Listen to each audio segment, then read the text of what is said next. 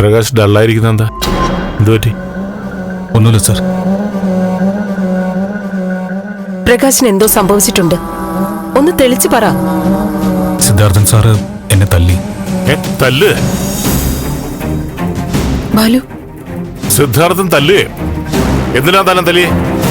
ഇല്ല സർ, അത് വേണ്ട, ഞാനത് വിട്ടു. പ്രകാശ് വിട്ടോ? പക്ഷെ ഞാൻ വിടില്ല. താൻ കാര്യം പറയേ. സർ, ഞാനിന്ന് ചന്ദ്രത്ത് പോയിരുന്നു. എന്തിനു പോയി? അല്ല, ഗിരിയേട്ടനുമായിട്ട് ബന്ധം വരാൻ പോകുന്ന വീടല്ലേ, ഒന്ന് ചെല്ലാന്ന് കരുതി. എന്നിട്ട് സംസാരിച്ച് ബലരാമൻ സാറിനെ കുറിച്ച് സംസാരിച്ചു. ഞാൻ ബലരാമൻ സാറിനെ ന്യായീകരിച്ചത് സിദ്ധാർത്ഥൻ സാറിന് ഇഷ്ടപ്പെട്ടില്ല. പെട്ടെന്ന് ചാടി വീണെന്നെ തല്ലി. പ്രകാശിനെ തല്ലുക എന്ന് വെച്ചാൽ എന്നെ തല്ലുന്നതിന് തുല്യ. ഞാൻ വിടില്ല അവനെ.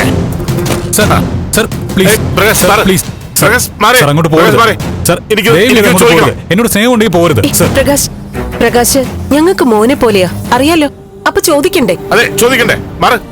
പ്ലീസ്, വേണ്ട സർ. സർ, പിന്നെ ഗിരിയേട്ടനൊക്കെ അറിഞ്ഞത് വലിയ പ്രശ്നമാവും.